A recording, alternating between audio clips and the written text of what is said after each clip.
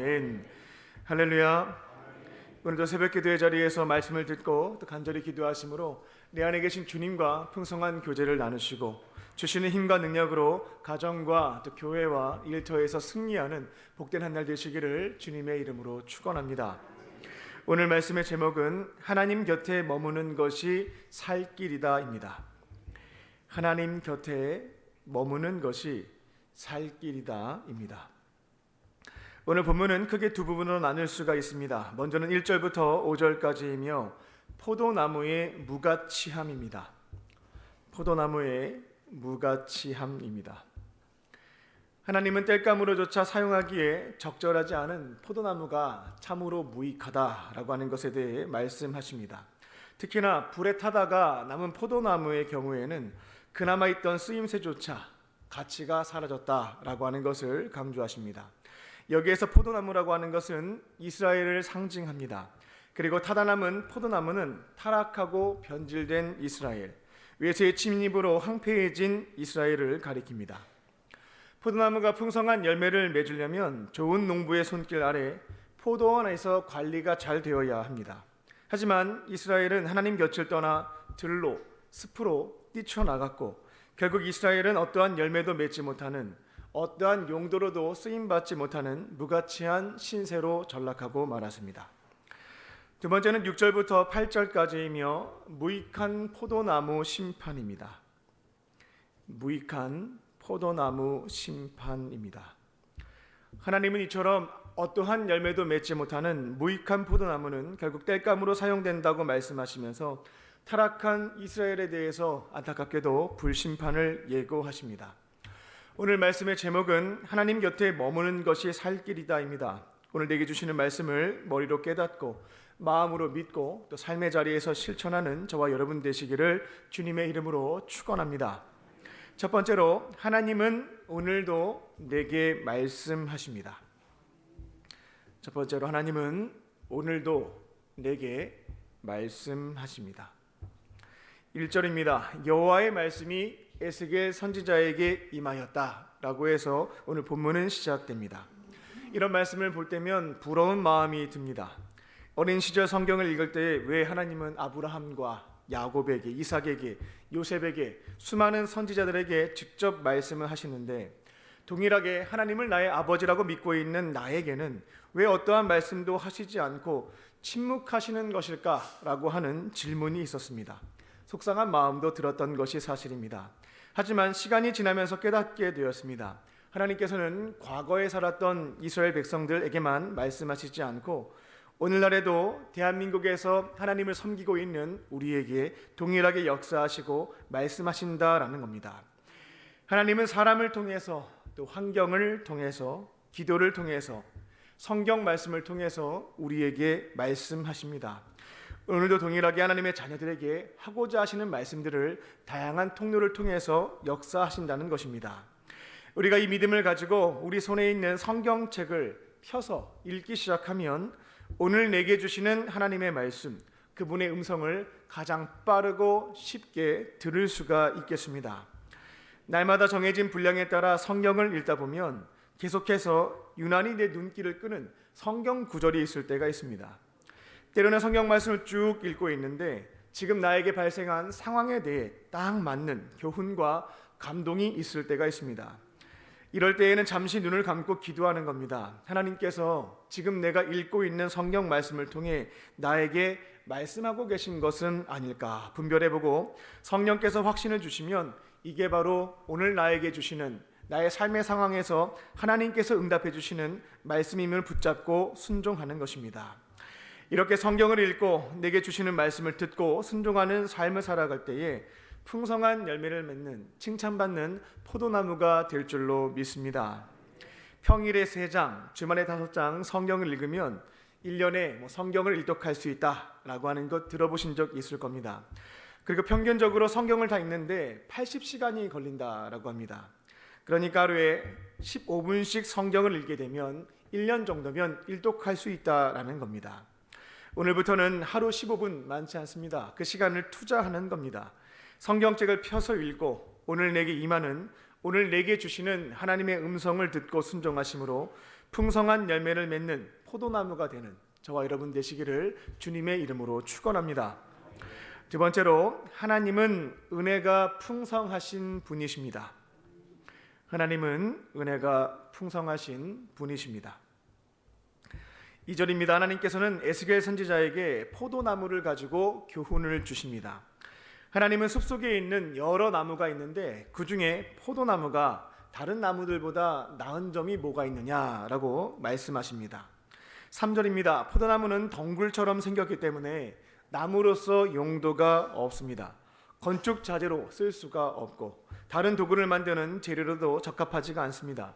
심지어 물건을 걸어두는 못도 만들기가 어려운 것이 포도나무의 특징입니다. 제가 검색도 해보니까 포도나무는 꽃도 아름답지가 않습니다. 향기도 특별히 없다라고 합니다. 관상용으로 부적절하다라는 것입니다. 4절입니다. 하나님은 포도나무의 유일한 용도라고 하는 것은 불에 던져지는 땔감밖에 없다라고 말씀하십니다. 그런데 실제로 포도나무를 불 속에 던지게 되면 순식간에 타버린답니다. 그래서 연료로도 사용하기 어려운 것이 포도나무라고 합니다. 즉 열매를 맺지 못하는 포도나무, 열매가 없는 포도나무라고 하는 것은 무용지물, 어떠한 쓸모를 찾아볼 수 없는 나무에 해당됩니다. 5절입니다. 그런데 이 쓸모없는 포도나무의 양쪽 끝이 또 불타버렸고 가운데도 탔다고 합니다. 안 그래도 쓸모가 없는데 더 가치가 없어져 버린 겁니다. 여기에서 포도나무는 이스라엘 민족을 상징합니다. 사실 어린 시절에 이것도 궁금한 점이 있었습니다. 전 세계에 수많은 민족이 있는데 왜 하필 하나님은 아브라함의 후손을, 야곱의 자손들을 선민으로 삼으신 것일까라고 하는 질문이었습니다. 그런데 놀라운 점은 아무리 눈을 씻고 찾아봐도 이스라엘 민족이 다른 민족들보다 더 특출나게 훌륭한 점을 찾기가 어려웠다라고 하는 점이었습니다. 그들은 소수 민족이었고 약소국이었습니다.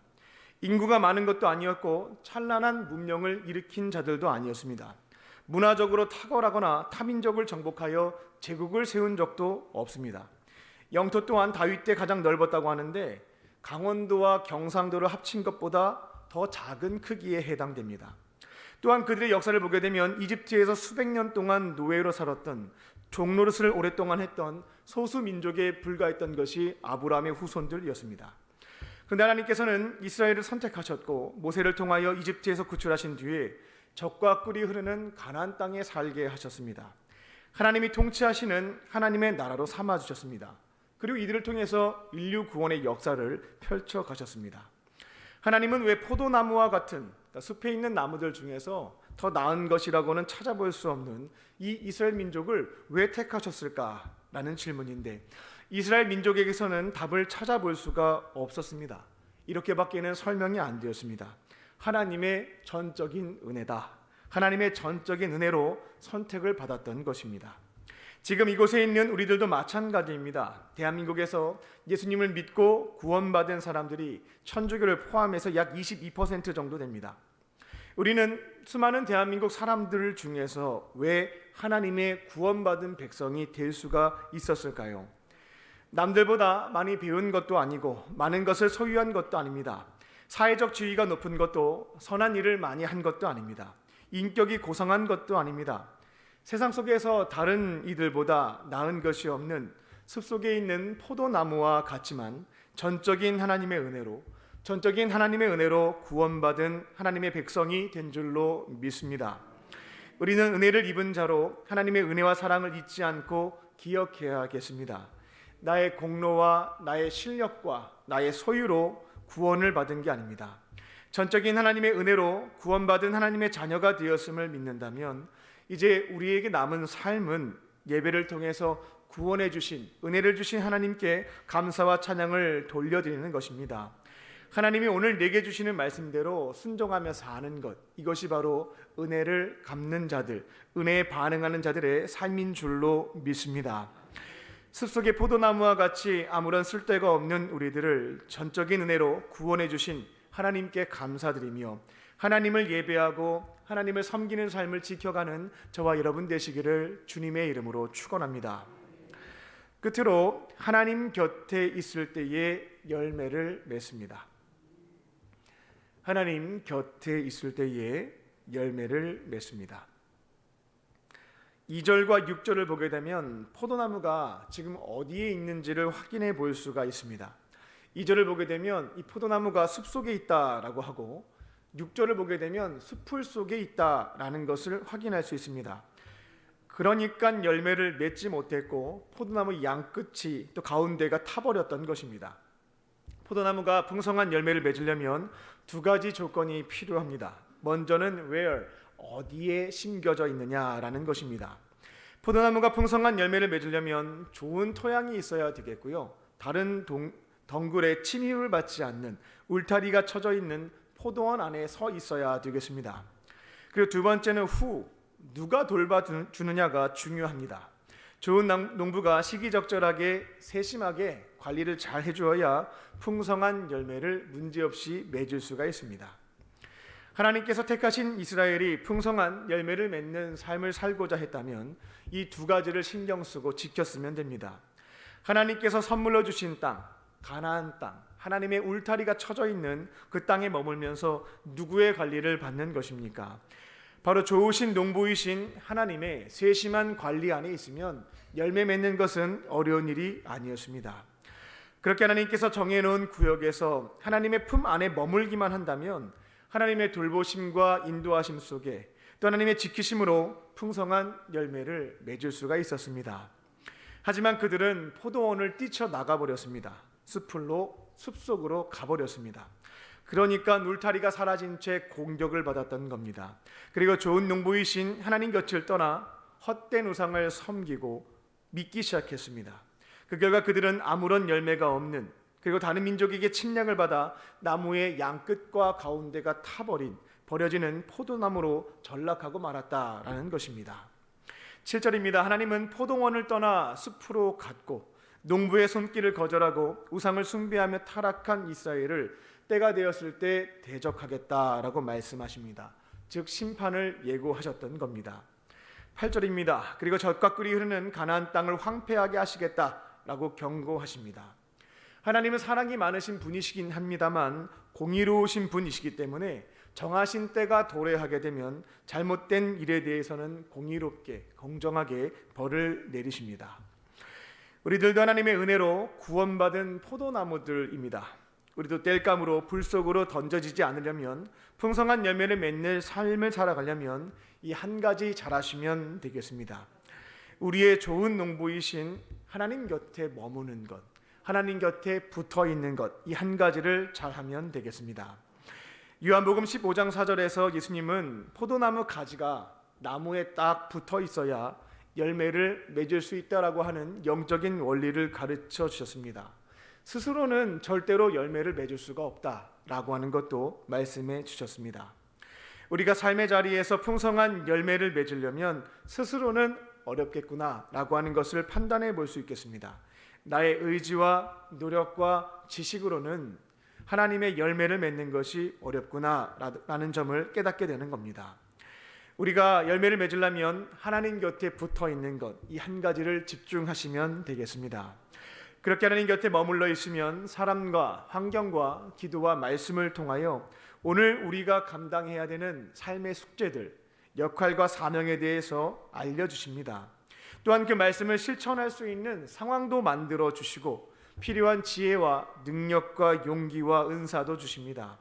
때로는 내가 혼자서 안 되겠다라고 하면 모세에게 말 잘하는 아론, 형을 붙여줬던 것처럼 그 일을 도와줄 사람도 붙여주시는 것을 경험하게 됩니다. 이렇게 하나님 곁에 머물러 있으면 하나님의 도우심과 인도하심 속에 풍성한 열매를 맺는 삶을 살게 될 줄로 믿습니다. 오늘도 하나님 곁에 머물면서 성령의 인도하심에 따라 풍성한 열매를 맺으시고 하나님의 은혜 가운데 살아가는 저와 여러분 되시기를 주님의 이름으로 축원합니다. 기도하겠습니다. 살아계신 하나님, 오늘도 우리에게 하루를 더 살 수 있는 귀한 생명을 주시고 하루의 시작을 세상의 거짓 메시지에 귀 기울이지 않고 살아계신 하나님의 말씀으로 열어가게 하시니 감사합니다. 날마다 정해진 시간과 분량에 따라 성경책을 읽을 때에 오늘 내게 주시는 말씀을 듣고 분별하며 순종하는 삶을 살게 하여 주시옵소서. 하나님의 전적인 은혜를 기억하며 하나님을 섬기는 삶을 살아가게 하시고 주님 곁에 붙여 있을 때에 인도하심 속에 풍성한 열매를 맺는 삶이 되게 하여 주시옵소서. 오늘 주님께서 베풀어 주신 은혜와 사랑을 기억하며 마음과 뜻과 정성을 다하여 예물을 드린 손길들이 있습니다. 간절한 마음에 소원을 담아 11조와 감사 헌금 1,000번제와 서원의 제물로 주 앞에 드리오니 모든 기도에 응답하여 주시고 하늘의 신령한 것과 땅의 기름진 복으로 충만하게 채워 주시옵소서. 그리고 육체의 질병, 마음의 상처, 또 영적인 문제를 가지고 나온 환우들이 있습니다. 성령께서 아픈 부위에 친히 안수하여 주시고 치유의 강선을 비추어 주셔서 모든 질병에서부터 깨끗하게 회복시켜 주시옵소서. 그렇게 하실 줄 믿고 감사드리오며 예수님의 이름으로 기도하옵나이다. 아멘.